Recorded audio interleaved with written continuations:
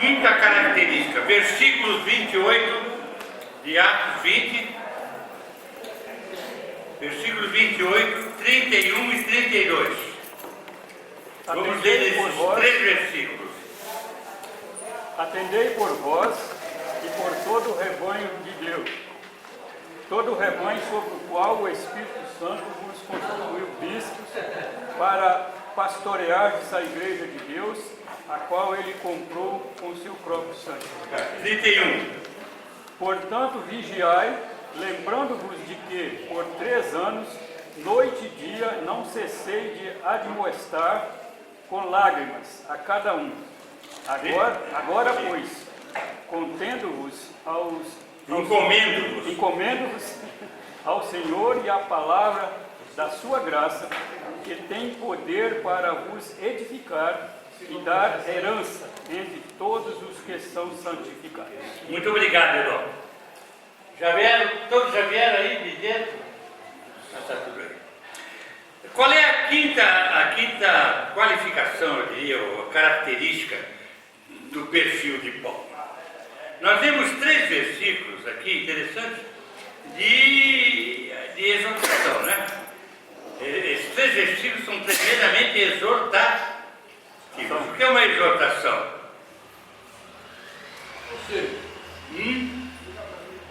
Chama atenção. É uma palavra, né? Eu diria um sinal amarelo, né? Exortação em geral é um sinal amarelo. É um chamamento à atenção especial de algum assunto que merece ser bem considerado. Uma exortação é cabível quando? Quando há um perigo. Quando há um perigo, uma situação.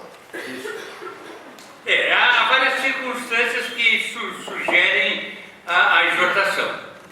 Por exemplo, quando alguém erra num composto, numa comunidade, uma exortação é válida para levar a pessoa que está errada a pôr as coisas na bitola certa, né?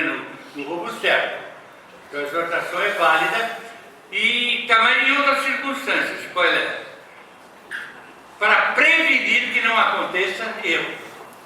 Muitas vezes faço uma exortação, embora não haja erros cometidos, mas para prevenir, mas como pode haver pressuposição de coisas erradas, ou mesmo não havendo, para que não se caia em erros. Então eu faço uma exortação.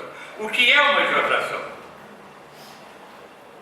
É o que Paulo está fazendo no versículo 28, na partir do versículo 28. É o que ele está fazendo aqui, mas o que é que ele está fazendo? Um aconselhamento, né? O que é que caracteriza uma exortação?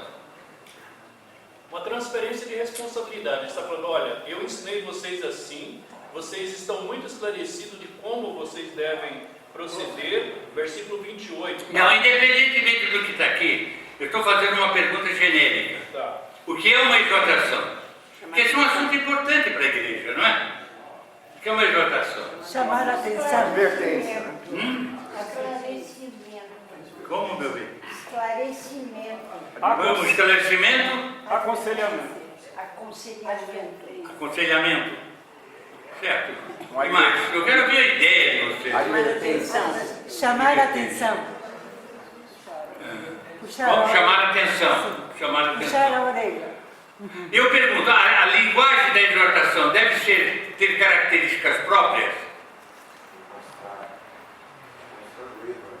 Nós estamos tratando de um assunto novo agora. O tema eu disse, eu não dei qual é a cadeia, eficiente atuação exortativa.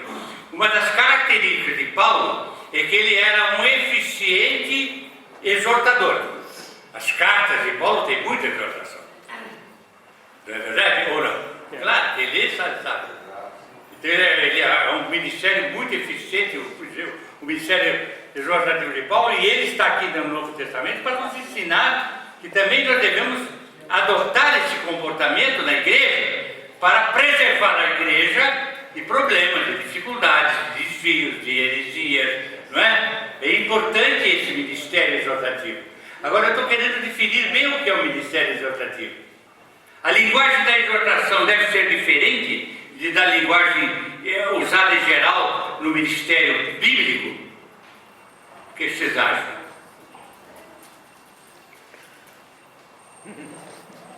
Eu estou sendo prático. Isso acontece muito. Às vezes é uma exortação da igreja que cria problema. O cara fica bravo, o cara foi me chamar a atenção, eu sei que ele estava falando para mim. Não acontece isso? Quando um líder às vezes fala, então o indivíduo põe a carapuça e sai aí fazendo campanha contra o líder. Há muita coisa que acontece em torno desse assunto, dentro da igreja. E é também um assunto muito importante para a igreja, como eu estou dizendo. Então por isso nós estamos tratando. Era uma característica de Paulo ser um exortador. Foi eminentemente um exortador. As cartas dele têm muita exortação, mas muita exortação. E devem ser lidas na igreja. Devem ser lidas na igreja. Então eu estou procurando primeiro abrir o assunto genericamente. Exortação, o que é, que tipo de linguagem deve ter, como deve ser exercitada. Eu quero ver um pouco vocês, eu queria sentir um pouco como é que vocês encaram isso. Vocês são membros de igreja, deve ter havido exortação na igreja de vocês. Às vezes há um problema, porque aí é um problema. Há muitas igrejas, esse tipo de ministério causa problemas. Ele deve De ter um antipatias, de rejeição, não é? Há problemas nessa área exortativa, de rejeição contra a exortação, de diferença de opinião também. Se aquilo era realmente motivo de exortação ou não. Estou certo ou não? É um assunto importante da igreja. Então eu quero ouvir um pouco vocês, o que vocês acham disso. Eu estou lendo um pouco. Deve ter um princípio bíblico com amor. Ele já fez uma colocação muito importante, muito interessante, fazer com amor. Nós vamos abordar isso para frente. A exortação tem que estar baseada em referência bíblica, na palavra de Deus. A exortação é outra colocação interessante. São elementos, né, que compõem o ministério exortativo. Ela deve ser consoante a palavra de Deus. Uma exortação não pode discrepar, divergir, não é? Sair fora do padrão da palavra de Deus. Isso quanto ao assunto em si, quanto ao comportamento exortado. Agora também estamos falando sobre o procedimento exortativo. São dois aspectos diferentes. Tem o conteúdo exortativo, que é uma coisa, e tem a maneira como se exorta, que é outra coisa. São dois assuntos que estão envolvidos nessa característica. E Paulo foi um mestre nisso. Paulo foi um mestre. Pode-se exortar, além de com palavras, também com exemplo. Como? Um exemplo, com testemunho. Sim, eu diria que o exemplo pode ser uma forte ilustração para a exortação. Mas eu acho que a exortação nunca vai escapar de um pronunciamento verbal definido, objetivo. A linguagem tem que ser uma linguagem muito precisa, muito objetiva, e que chame a um fim específico. Por exemplo, ele fala aqui, atendei por vós. Ele fala, vigiai o rebanho. Então, tudo imperativo aí. Não é uma coisa genérica, mas é uma coisa específica. Bem objetiva. E uma linguagem incisiva, né? Bem objetiva, é bem pontual, né? Eu estou aflorando, porque é um assunto que nada deve ser considerado, né? Tem que ser dentro da palavra, porque o exortado, ele quer uma base. Não se pode pressupor uma exortação que não seja Baseado na palavra. fazer com que a palavra seja obedecida. Mas chamar-se exortação, um puxão de orelha de um líder, de assunto que a Bíblia não contempla, eu não chamo de exortação. Eu chamo de ousadia, eu chamo de... É um erro, sem dúvida. E acontece muito. Às vezes as pessoas líderes transformam em ponto de vista, se transformam em exortação bíblica, pontos de vista pessoal. Esse é outro aspecto do assunto.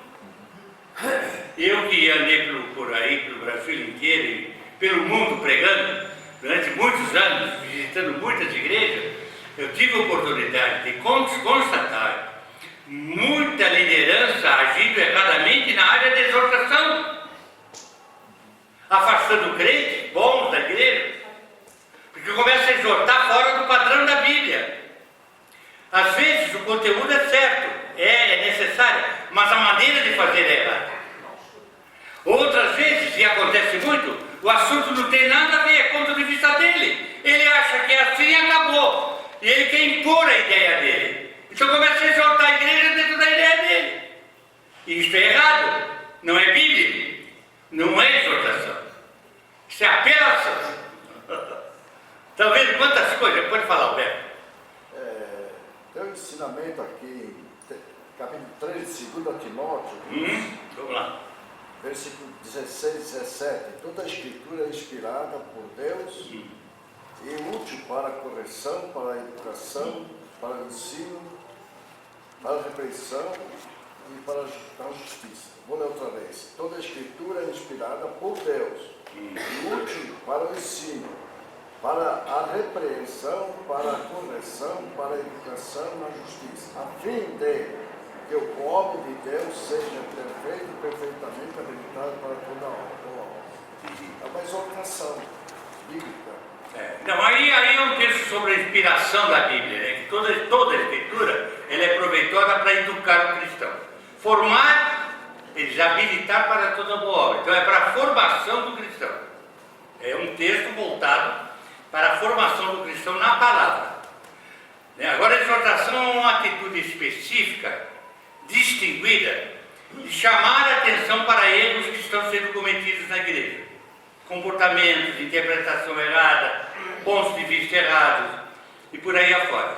Aí se envolve a exortação em si, se é mesmo devida, é cabível aquela exortação, e a maneira como ela é feita também. Se ela é feita dentro dos princípios bíblicos, como deve ser feita, com amor, com fidelidade à palavra, sem ser, na verdade, uma manifestação pessoal, um ponto de vista pessoal. Isso acontece muito nas igrejas.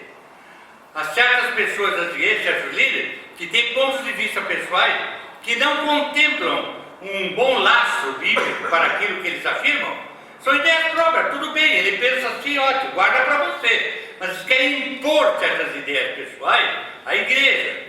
E quando o crente não segue o que ele acha, ele, vem com chicote, chama atenção. Então isso é o que eu estou colocando. Tudo isso está dentro do assunto, tá bom? Então eu estou fazendo uma colocação preliminar sobre o assunto, exortação. É um assunto importante, que deve ser bem considerado na igreja e deve ser bem exercitado pela liderança da igreja. E há princípios na Bíblia que regem esse tipo de comportamento. É isso que nós vamos ver. Paulo nos dá aqui uma lição sobre como devemos realmente exercitar a atuação exortativa. Como ela pode ser eficiente, como ela é bíblica, como ela é notável, como ela deve ser praticada no contexto de uma igreja local. Então temos esses 3 versículos que nós lemos que tratam exatamente do assunto. O primeiro deles que nós lemos foi o versículo 28. E o versículo 28 começa por dizer, portanto, perdão, atendei por vós e por todo o rebanho sobre o qual o Espírito Santo vos constituiu bispo. Ele, em primeiro lugar, antes de mais nada, quando vai falar sobre exortação, a quem ele se dirige? Aos exortados. Nota aí o que ele faz. Primeira coisa que ele faz quando vai tratar do assunto da exortação, a quem ele se dirige? A quem? Aí Ao líder. É? Ao líder. Aos bispos. Quem eram os bispos? Liderança. Não era o Papa, o Chicão aí. Bispo O Macedo. Chicão. Não era. Ele falar os bispos. Quem eram os bispos? Quem eram os bispos? Veja, ele vai falar sobre essa qualificação, qualidade de exortador. Então, antes dele expor o povo, ele se volta para as pessoas que exercitam. Porque a exortação em geral deve ser exercida pela liderança da igreja. Não é qualquer um que pode levantar o texto da Bíblia e vai lá dizer o que ele pensa e põe, quer dizer que todo mundo tem que fazer o que ele acha. Não é? Isso é errado. Então ele dirige a quem? A quem ia exercer a exortação. Não é verdade? A quem ele se dirige? A quem? Está aí na Bíblia. Aos bispos. Aos bispos. Ele diz, atendei. E ele usa nos verbos uma linguagem imperativa. Então, o primeiro ponto, vamos ver aqui, vamos começar a mergulhar no assunto. Paulo define as responsabilidades dos líderes da igreja em relação ao rebanho. Quais as responsabilidades do líder de uma igreja no que respeita a exortar os membros da igreja? Exortar no sentido de fazer com que eles saiam de cometimentos de erros, deixem de seguir ensinos equivocados, se coloquem dentro do padrão da palavra de Deus e não andem por caminhos, por desvios, por caminhos heréticos, por desvios da verdade. É a responsabilidade de quem? Ficar atento aos erros que se dizem, às coisas erradas que se fazem. A quem compete vigiar sobre isso? Diz lá Pedro, vigiai, nós vamos ver isso depois, né? Vigiai sobre todo o rebanho de Deus. E está se voltando a quem? Aos Bispos. bispos. Ao bispo. Bispo, quem era o bispo? Líderes da igreja. Esse aí, bispo do Brasil, tem um bispo de São Paulo, né? Quem eram os bispos? Presbíteros. Os presbíteros ou anciãos. Eram 3 palavras para a mesma pessoa. Ou bispo, ou ancião, ou presbítero. E eram eles que governavam, em nome do Senhor, a igreja local. Então ele responsabiliza a liderança da igreja para que a igreja ande de acordo com a palavra de Deus. Os membros do corpo governativo de uma igreja não podem se omitir. E aí já temos um ponto. Aí, viu, Davi, eu vejo um ponto importante. Não sei se você também concorda comigo. Eu já vejo um ponto importante, que é um grande erro das igrejas hoje. A omissão de muitos bispos em entrar na área. Deixa para lá. Eu diria que essa igreja passou por sérios problemas por causa disso. Essa igreja local. Por sérios problemas, eu fazia parte disso e eu não vou negar que isso aconteceu. E muitas vezes, presbitério, divergência do presbitério, trouxe sérios problemas para o comportamento da igreja. Quando um presbítero diz, não vamos disciplinar, porque senão ele vai embora, e põe a sua ideia pessoal para os outros, com argumentos sentimentais, ele está acabando com o testemunho da igreja. Isso aconteceu. Isso aconteceu. O bispo não tem o direito, de nome de amar ou não amar, negar a eficiente atuação exortativa do governo. Ainda que o exortado seja seu parente, que é outro problema. Porque é parente do presbítero, o presbítero põe pano quente. E isso acontece no mundo inteiro. Eu vim em Portugal, eu vim em vários lugares onde eu tenho andado. Igrejas estão indo mal porque o presbitério vira um negócio, palavra, nepotista. Assunto nepotista. Protegendo o filho que tem um filho presbítero que não anda bem, ou não é presbítero que não anda bem e não se toma providências, porque é filho de presbítero. Isto acontece muito, ou não? Acontece. Eu tenho uma longa carreira na aula do Senhor e já passei por muitas experiências nessa área. Eu me preocupo muito com isso. E eu tive muitos problemas pessoais exatamente por causa disso. Ser incompreendido na minha postura que nunca mudou. Eu disciplinei o meu pai na minha igreja. Eu disciplinei meu pai na minha igreja. Eu tenho esta experiência negativa, triste, não negativa, né? Foi positivo. E graças a Deus que eu fiz isso. Meu pai se recuperou e quando morreu, minha mãe disse que foi o melhor estágio espiritual da vida dele, foi depois de tudo isso que aconteceu. A disciplina ajudou a mudar. Entenderam? Então, a disciplina é uma coisa muito descuidada hoje. A disciplina daqui. A exortação tem muito a ver com disciplina.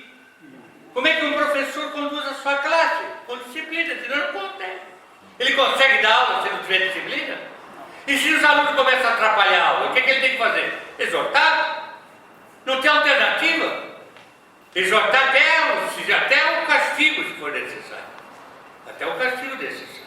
Botar fora da classe, meter nota zero, chamar os pais, tanta coisa que ele tem que fazer. É obrigação dele. Ele não pode deixar ela para lá, porque senão a anarquia toma conta. A anarquia toma conta e a coisa não funciona. Vocês concordam ou não concordam? E é isso que Paulo está fazendo. Antes, quando ele começa a tratar do assunto, a quem primeiro ele se dirige? Atendei por vós, né? Primeiro ele, olha no espelho. Por vós. Olha no espelho. Tem muito a ver com aquele versículo que temos dentro de Jesus Cristo. Em vez de nós olharmos a trave que está no olho do nosso irmão, aliás, o argueiro que está no olho, olhemos a trave que está no nosso olho. Nós temos que olhar para não cair. Olha, aquele que está de pé, olhe que não. Então, a exortação, antes de mais nada, implica em uma autodisciplina. Anotou? A exortação, o exercício da exortação, antes de mais nada, implica na autodisciplina. E isso é o que menos acontece muitas vezes na exortação. Às vezes o cara levanta lá, o líder, fala umas coisas para corrigir o outro, que ele não pratica. Isso acontece. E os crentes sabem disso, isso é o pior. E a disciplina vale absolutamente nada, não há disciplina. A exortação vale absolutamente nada. Não tem força nenhuma. E a igreja anda mal. Deu para entender? E aí é que Paulo entra agora com o assunto. Ele está falando com o presbítero de Éfeso, uma das igrejas mais importantes da época. E ele falou: atendei por vós. Oh, meus irmãos, nós estamos a atender por nós nessa manhã. O que é atender por vós?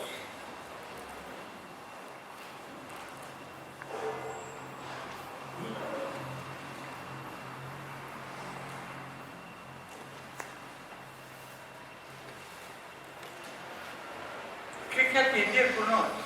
É olhar a própria vida daquele que vai exortar, não é? Primeiro ver se todos aqueles problemas que eu estou realmente vislumbrando e eu quero corrigir, não estão acontecendo comigo também. Ou outros, diferentes. 1 Coríntios capítulo 9, versículos 26 e 27.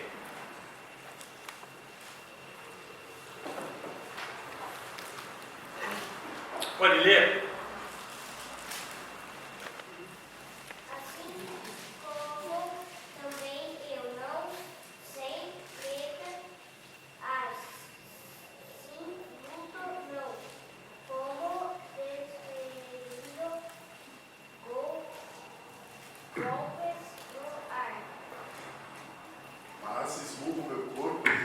Eu vou ler, que eu quero destacar algumas coisas. Paulo está nessa página falando sobre a corrida cristã, né? Mostrando as características de um atleta que se preserva, se domina, se prepara. Já falamos até hoje um pouco sobre isso. E ele diz no versículo 26, quando está no fim dessa página, ele diz assim: assim eu corro também. Ele também era um atleta cristão. Eu corro, diz ele também, não sem meta. Tem que ter um objetivo, tem que ter um alvo. Ninguém levanta para exortar só porque quer aparecer. Está errado. Tem um objetivo. Há um erro cometido dentro do comportamento pessoal que tem que se chamar a atenção. Claro, eu estou falando em tese. Há maneiras, há detalhes que tem que ser adotados. Às vezes primeiro é falar com a pessoa, não é sair publicamente já expondo alguém, né, de uma maneira não muito agradável, por coisas erradas. Primeiro procura a pessoa, conversa com a pessoa. Há uma série, não é isso que eu estou tratando. Eu estou tratando do processo de exortar ainda. Estou tratando da importância da exortação. E a importância da exortação começa por eu me olhar no espelho. Atendei por eu, diz, eu não corro sem meta. Agora ele diz assim, eu assim luto, ele usa o verbo lutar, eu luto uma expressão de guerra, né?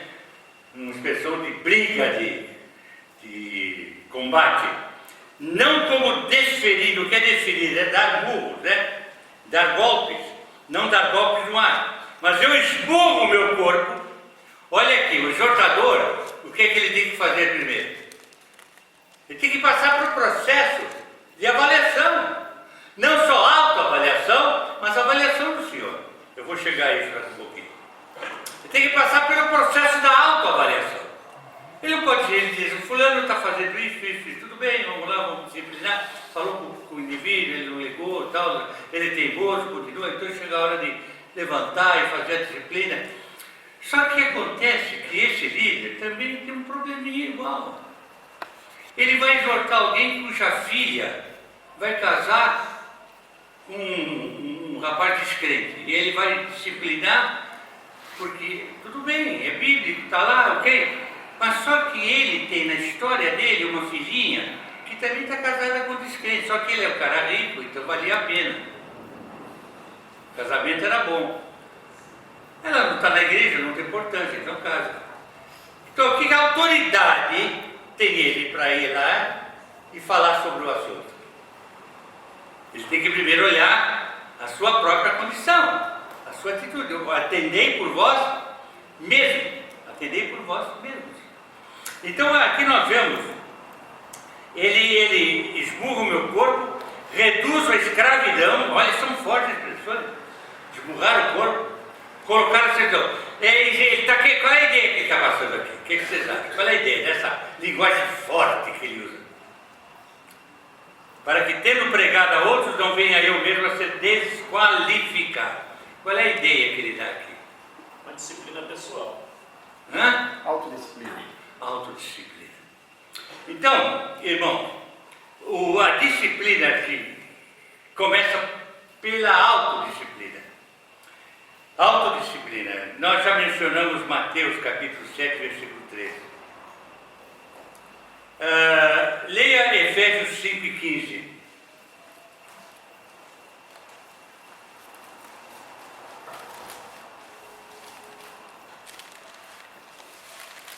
Portanto, vede prudentemente como andais, não como necios, mas como sábios. Não como? Necios, Nécio. O que é o nécio?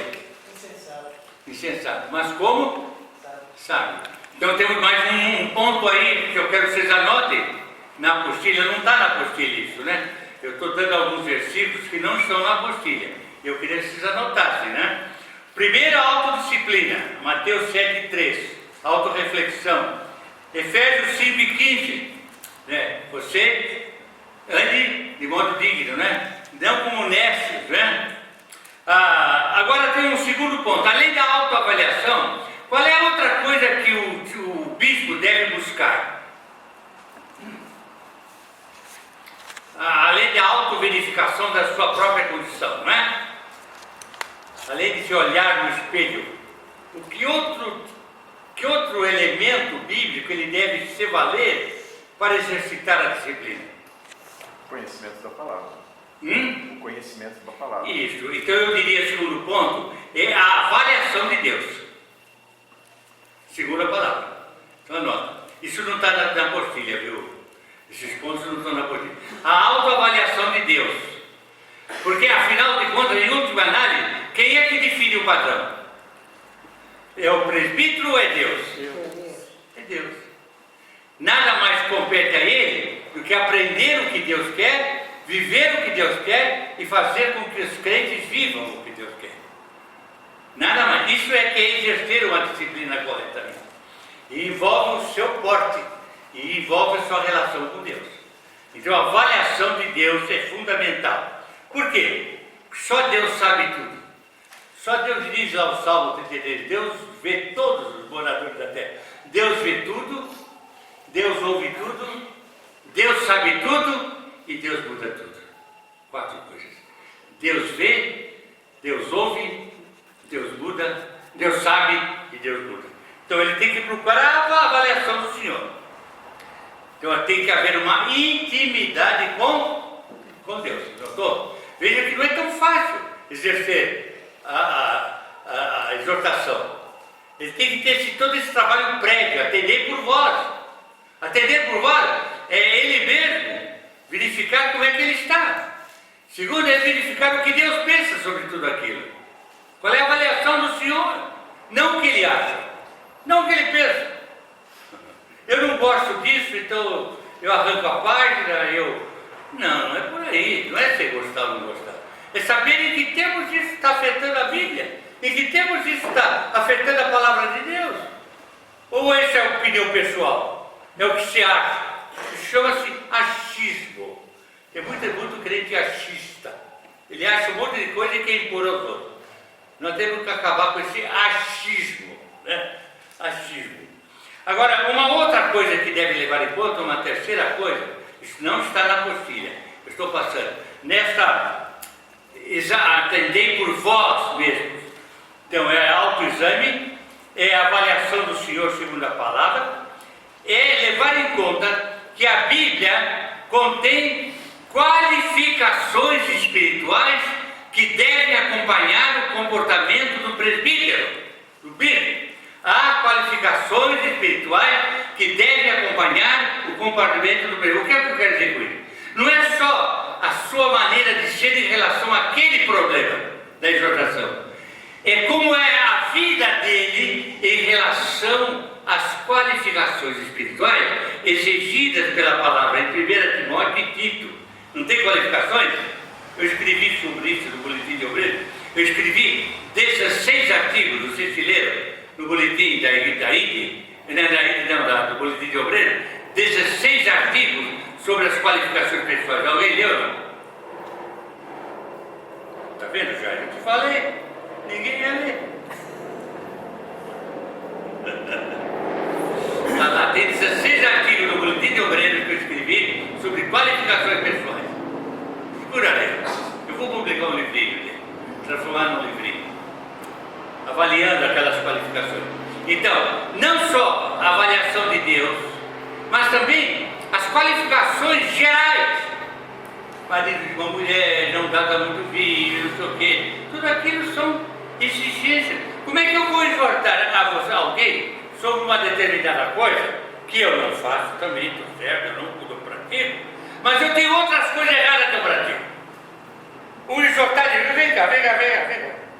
Você não está fazendo isso? Mas não está na Bíblia que você não pode fazer. Mas por que você vem dizer que eu não posso fazer aquilo? Entendeu? Aí anula totalmente a exortação. As qualificações espirituais são fundamentais. Eu diria que é um catecismo irrevogável do comportamento do bispo. É difícil, mas é verdade. Deu para entender? Então eu estou fazendo colocações agora da responsabilidade de quem faz a exortação. De quem faz isso. Esse é o terceiro ponto. E o quarto ponto, veja quanta coisa no atender por vós mesmos. Atender por vós mesmos implica nisso, nesses 4 pontos, são 4 pontos. O primeiro ponto, a autoavaliação. Segundo, a avaliação do Senhor, segundo a Escritura. Terceiro, a verificação da aplicação das qualificações espirituais na minha vida de líder, que deve ser até lá em 1 Timóteo 3, 1 a 7 e Tito, capítulo 1. Em quarto lugar, seguir o exemplo de Cristo. Cristo é o sublime exemplo. Quando eu vou exortar, eu tenho que olhar para Cristo. Olhando para Cristo, mais santo será, deixando o pecado, melhor viverá. O resto não lembro, você vai procurar. E então vem aqui e ponha-se a cantar. Bom, mais santo serás, buscando Cristo. Anota, 1 Pedro capítulo 2, verso 21, que diz: e ele sofreu em vosso lugar, para deixar-vos o exemplo, e seguir os seus. Eu vou fazer uma pergunta. Jesus Cristo foi exortador? Ah, é. E agora? Tem gente aí meio balançando, o que é? Jesus Cristo foi exortador? Porque está dizendo para seguir os seus passos, seguir o seu exemplo. E não há melhor exemplo do que Cristo. Amém? Pode me dar exemplo? Exortador, Cristo é exortador. Quantas vezes? Mateus. Errai não conhecendo as Escrituras nem o poder de Deus. Sermão do Monte. Sermão do Monte, ele mandou. Vai, não pegues mais. E quando ele pegou o chicote, eu costumo dizer que se Cristo viesse hoje, a primeira coisa que ele ia fazer é montar uma fábrica de chicote em cada país do mundo. Porque o sol não dá. Já tem aquele chicote no mundo inteiro. Irmãos, o exemplo de Cristo. Buscando sempre o exemplo de Cristo. 4 pontos. Do atendei por nós. Vamos guardar isso? Alto. Avaliação de Cristo. As qualificações espirituais. E olhando para Cristo, o sublime exemplo do exortador. Sempre exortou. Como ele exortou Pedro, né? Mas eu orei por ti, Pedro. Ele não exortou Pedro? Hein? E o que aconteceu com Pedro? Caiu no chifre, né? Eu não sei quem ele é, não sou dele. Então nós temos Cristo exortador. É um assunto interessante que eu nunca li. Já leu sobre isso alguma coisa? Acho que nunca ninguém escreveu sobre isso. Cristo exortador. Tem muita coisa lá nos evangelhos. Deve ter muita coisa boa para a gente tirar. É uma ideia boa, mergulhar um pouco nesse assunto. Cristo exortador. É um assunto muito bom, né? Então, olhai por vós mesmos. Agora, lá em 1 Pedro, capítulo 5, versículos 1 a 3, nós temos alguns pontos que estão envolvidos com esse tipo de atitude. Olhar por nós mesmos. Vamos para lá?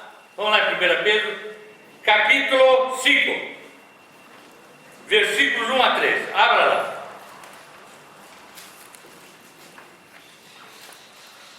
Temos lições a aprender aqui.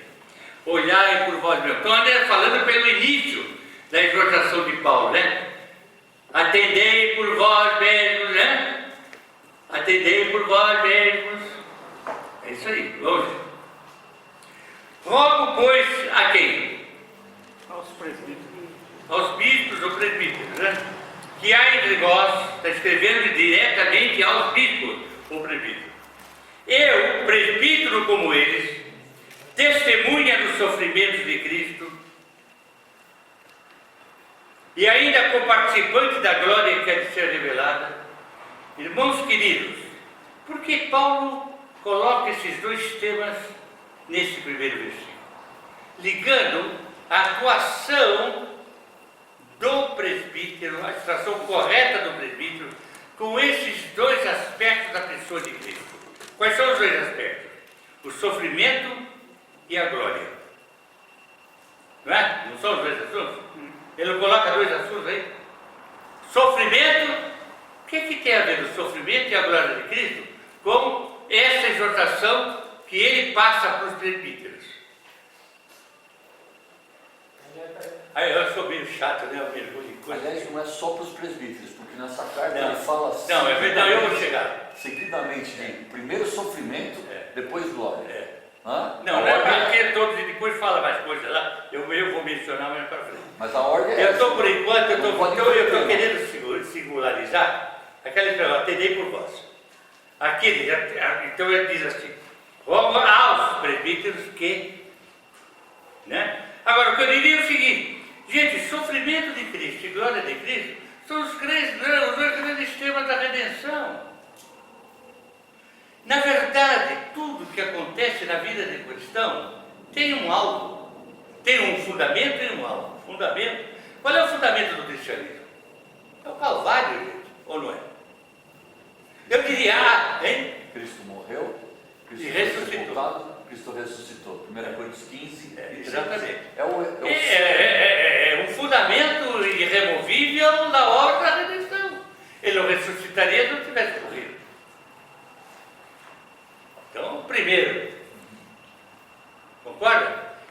o outro que visava. Quando os gregos foram pedir para ver Jesus, o grande, ele disse: opa, chegou a hora de glorificar.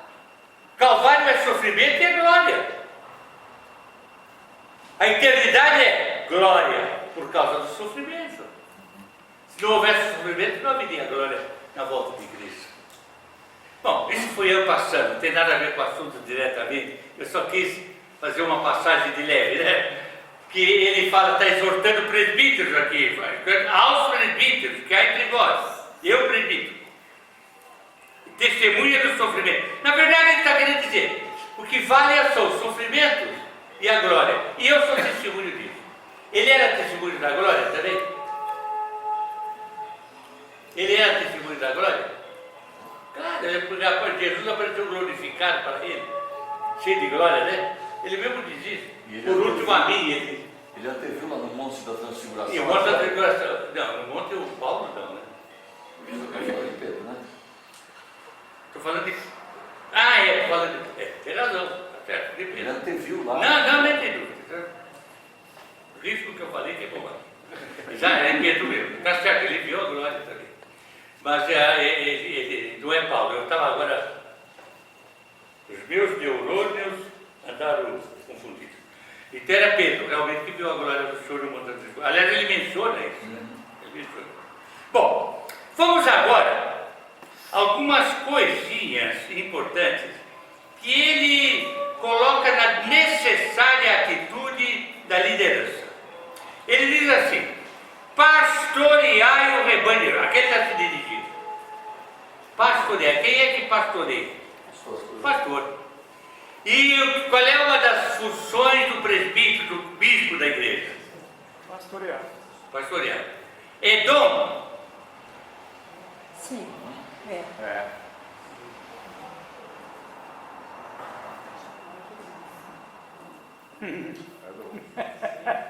O pastoreio faz parte da lista dos dons lá espirituais que ele escreveu em Coríntios.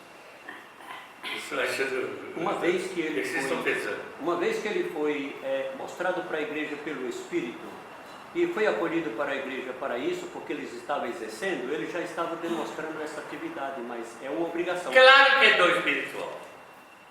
Claro que é dom espiritual.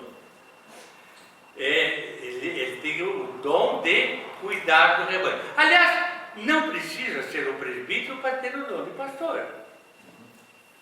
Deus pode dotar algum crente, e eu já conheci alguns, excelentes pastores, sem liderança na igreja. Mas aqui está dirigido aos presbíteros. Na verdade, ele não tem uma liderança reconhecida, mas ele exerce uma liderança espiritual, né? Apenas não é aquela, eu não diria, formalização da sua posição de presbítero de uma igreja. Então ele diz: pastoreai o rebanho de Deus que há entre vós. Eu diria que pastorear é uma qualificação dotada por Deus da mais alta importância. Porque pastorear o rebanho, o que é? É encarar o problema, é ajudar o cara que anda manco a não andar manco, é ser bengala, ser muleta, é ser conselheiro, é ser respaldo, é ser auxiliar, é ser tanta coisa.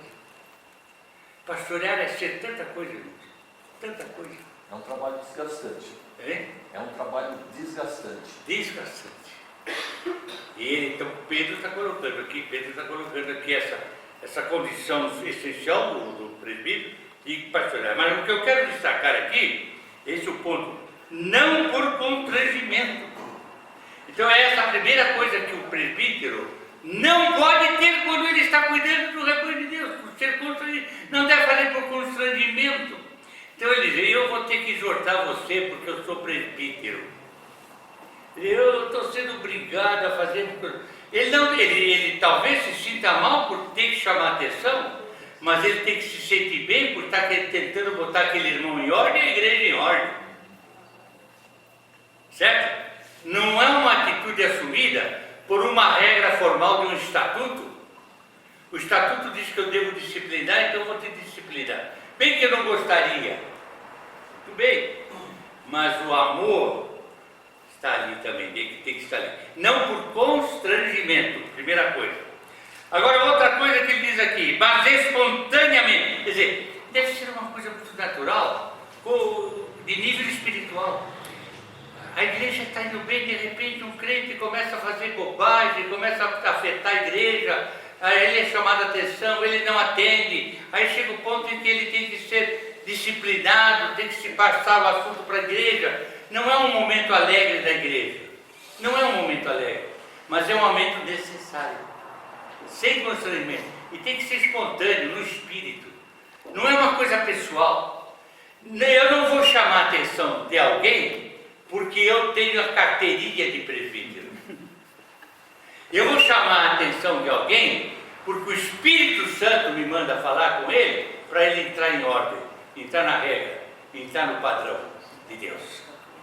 Então, sem constrangimento, espontaneamente. E um terceiro ponto, não por sorte de, como Deus quer, nem por sorte da ganância, mas de boa vontade. Eu sou proibido da igreja, eu estou salário bom, eles me dão 15 mil por mês.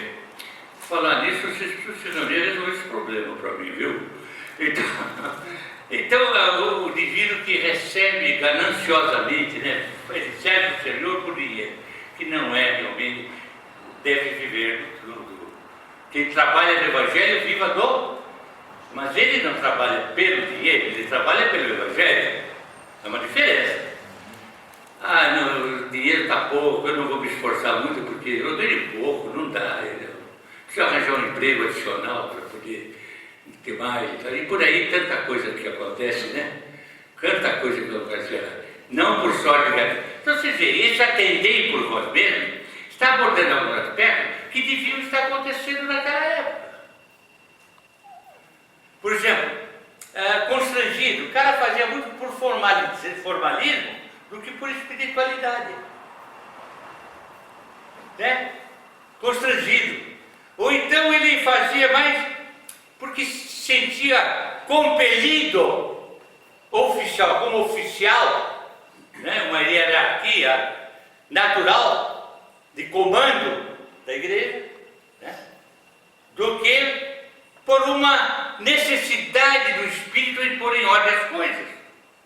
Também porque ele era pago para isso. Bom, vocês me pagam, eu vou fazer. Sou pago para isso, eu vou lá e faço. Lá. É como aquele cara que dizia, você faz o casamento da minha filha, tal, eu faço, tal. Não, tá bom, tá. Não, você vai ter que pagar, porque eu vou fazer o casamento, é uma cerimônia, você me dá 5 mil reais. Tudo bem, então, 5 mil reais, tá bom. Ok, faz o casamento. Então são coisas que aconteciam naquela época. E que tem acontecido na história do cristianismo. E como tem acontecido. Como tem acontecido. Então Paulo está pondo em ordem. Ele, quando está falando sobre exortação, ele está se voltando para os exortadores. Gente, tem uma área aí que tem que consertar primeiro. Primeiro tem que consertar isso, depois vamos para o resto. Primeiro temos que fazer com que os bispos andem como devem andar. Entende? Então ele coloca, faz essas colocações. Eu falei Paulo aqui, não, aqui é Pedro, né? Pedro fazendo isso. Agora, tem mais 3 coisas. Olha o que ele diz aqui. Tornando-vos modelo pelo.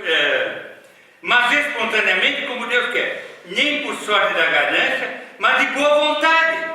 Bom, só essas 3 coisas complementares, são complementares às 3 primeiras. Boa vontade está em contraste com o constrangimento, né? Boa vontade. Não dominadores, né? Está em contraste com espontaneidade, né? Não dominando o rebanho, sou dono do rebanho. E como modelo do rebanho, não por sorte da ganância, contraste com sorte da ganância. Então nós temos aqui essa equação linda, né, de obrigações do presbitério, do bispado, no que respeita a olhar para si mesmo, segundo o ensino de Pedro. Então, qual é a exortação bíblica para o bispo no que respeita a olhar primeiro para si mesmo? Qual é a primeira? É a exortação de uma aplicação no desvelo do rebanho. Tudo isso que eu falei agora em 1 Pedro 5, 1 a 3, nada mais é do que um conteúdo voltado ao desvelo pelo rebanho. Vigiando pelo rebanho. Está vigiando pelo rebanho. Então a primeira coisa é a aplicação ao desvelo do rebanho. Aliás, há uma contrapartida, que aí entra aquilo que o Davi falou há pouco. Lá no versículo 7 ele manda os crentes lembrar do presbítero, né? No versículo 17 ele manda os crentes obedecer os presbíteros. E lá no versículo 24 ele manda os crentes fazer o quê? Saudar os presbíteros. Percebeu ou não? 3 coisas. Anotou ou não? Ou não tem isso aí na sua Bíblia? Hã? Tem aí, não? Você viu aí, não? Lê o versículo 7.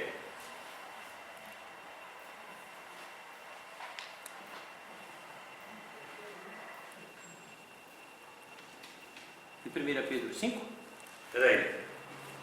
Lançando sobre ele toda a vossa terra, porque ele tem cuidado de vós. Eu estou vendo o capítulo errado. É Hebreus 13, desculpa, Hebreus. Vocês estavam olhando espantados e eu fiquei espantado. Hebreus 13, vai para Hebreus 13. É verdade. 13, 7? É, 13, 7. Também é uma página importante sobre o presbitério. Lembrai-vos dos vossos guias. Lembrai-vos dos vossos guias, são os presbíteros. Versículo 17. 27. 17. Obedecei aos vossos guias. Obedecei aos vossos guias. Versículo 27. 24, desculpe. Saudai todos os vossos guias. Então a obrigação dos crentes em relação aos presbíteros, aos guias, né? Essas relações de amizade, de amor, de respeito, de obediência, de saudação, de lembrança, né? Então, aí há uma parte, em Hebreus, não é em Pedro, eu estava fazendo essa confusão agora aqui, momentaneamente, de que aquela orientação para os presbíteros, que deve ser acatada, que está o desvelo deles para com os liderados. Lembrai, olhai por vós mesmos, e olhar por eles mesmos implica também ter desvelo para com os seus liderados, né? E a eles cabe lembrar os deveres do rebanho em Hebreus 13, lembrar, obedecer e saudar. Mas há uma segunda coisa importante, que está no versículo 31, né? Nós lemos no versículo 31 de Atos 20, o que ele diz no Atos 31 e 20, a segunda parte dessa exortação preciosa. Portanto, vigiai, diz ele, lembrando de que por 3 anos, noite e dia, não cessei de admoestar, com lágrimas a cada um. Temos aqui agora o comportamento que ele está indicando no seu próprio exemplo em relação à igreja. O que é que Paulo fazia em relação à igreja? Orava. Primeiro vigiava, pois orava também, né? Lembrando-vos de que por 3 anos, noite e dia, não cessei de... Primeiro vigiar, implica também orar, né? Segundo, admoestar, é verdade? Admoestar. Qual o tipo de atitude que ele assumia? Quando admoestava? Com lágrimas. Era um chorão, com lágrimas, Eu já vi líder de igreja chorar numa exortação. Eu louvo a Deus por isso. Eu chorei. Quando eu tive que levar ao presbitério o pecado do meu pai e propor disciplina para ele, eu chorei, claro. Não tinha outra coisa para dizer. Com lágrimas, sentimento do coração. Então a exortação tem que ser algo não formal, mas algo espiritual, algo que envolve a emoção, algo que envolve a mente, algo que envolve todo o nosso ser. Nós lamentamos profundamente ter que chamar a atenção, mas não devemos deixar de chamar a atenção. Então a exortação é necessária, apesar da dor que possa nos trazer. Então, se a exortação ela se aplica no desvelo ao rebanho, cuidar do rebanho sem constrangimento, com espontaneidade, sem sórdida ganância, com boa vontade, não dominando o rebanho, sendo o modelo do rebanho. Se implica, em primeiro lugar, esse desvelo para com o rebanho, em segundo lugar, aqueles que vigiam para repelir os invasores que prejudicam o rebanho. E aqui ele está tocando agora um assunto específico. Vamos estar num assunto específico. Qual é o assunto específico? Qual é o assunto específico? 32. Não, versículo 30. Versículo 30. O perigo que vem de fora. Ele diz assim: eu sei que dentre vós, é o versículo 29, depois da minha partida entre vós penetrarão lobos vorazes que não pouparão o rebanho. Então ele está fazendo uma colocação muito prática, muito objetiva. Lobo, eles tinham a igreja dele, a sinagoga, sei lá, estava lá perto da floresta, que os lobos iam invadir a igreja, gente. Lobos vorazes eram aqueles que tinham ensinos errados. Quantas igrejas estão estragadas hoje por causa dos lobos? Agora eu pergunto, de quem é a responsabilidade? Dos lobos ou dos líderes? Dos líderes que não impediram os lobos. Então a exortação é indispensável no que respeita a ensinos de doutrinas erradas dentro da igreja. A igreja, os líderes da igreja não podem compatibilizar com o erro doutrinário, com costumes não bíblicos. Infelizmente hoje vivemos uma tendência de uniformização. Eu diria quase que um ecumenismo pacífico, consentido, que até envolve irmãos, muitos grandes irmãos. Estão adotando costumes e ideias que não são dignas da verdadeira sã doutrina, estão sendo adotadas no nosso meio. E eu acho, irmãos, que aí a exortação é fundamental. É preciso não ser contemporizador. Agora, Paulo tinha o título dessa qualificação, não sei se ele notou na podia, eficiente atuação exortativa. Ele era eficiente na exortação. Olha o que ele diz no versículo 31. Portanto, vigiai, lembrando-vos de que por 3 anos, noite e dia, durante a igreja em Éfeso, foi a igreja em que ele trabalhou 3 anos. E noite e dia. O que é noite e dia? Noite e dia é todo dia. Noite e dia é todo dia. Não cessei. O que é não cessar? É nunca parar. Gente, esse versículo é muito forte. Esse versículo é muito forte. Não cessei de admoestar com lágrimas contra esses invasores, lobos vorazes, que invadiram a igreja e que estão estragando o testemunho da igreja com os seus ensinos errados. Agora, pois, encomendos ao Senhor a palavra da graça, que tem poder. Qual a solução? A palavra da graça, que tem poder para edificar e dar herança entre todos os que são santificados. Amém? Então, terceiro lugar, como poderíamos e devemos exortar para afastar os erros que procuram ser introduzidos na igreja de Cristo? Como? Edificando na palavra. Não tem outra ordem. A edificação na palavra. Quando alguém vem com uma ideia assim diferente, qual é a primeira coisa que você tem que fazer? Vamos para a palavra. Vamos para a palavra. Se aquilo é mera conjectura humana, é resultado de um filósofo teólogo, é resultado de um doutrinador moderno, de um neoteólogo, você sai fora e manda embora. Sai fora e manda embora. Agora, se a Bíblia contempla, vai estudar com ele, né? Então, essa é a maneira, é edificação. Então, a terceira maneira é edificar na palavra. Paulo usa a expressão que tem a ver com a ideia de construção para vos edificar. O que ele quer dizer com isso? A igreja é um edifício, está sendo edificado com o ensino da palavra. Nós lemos isso em vários vezes, eu não posso ir agora lá, que a hora já passou. A igreja é um edifício, está sendo edificado, não é isso?